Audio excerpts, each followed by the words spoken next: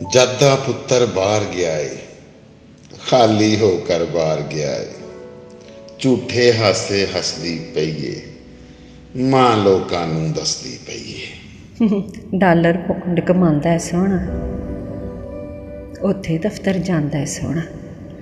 ਉੱਚੀ ਕੋਠੀ ਪਾ ਬੈਠੀਆਂ, ਸੋਹਣਾ ਘਰ ਬਣਾ ਬੈਠੀਆਂ।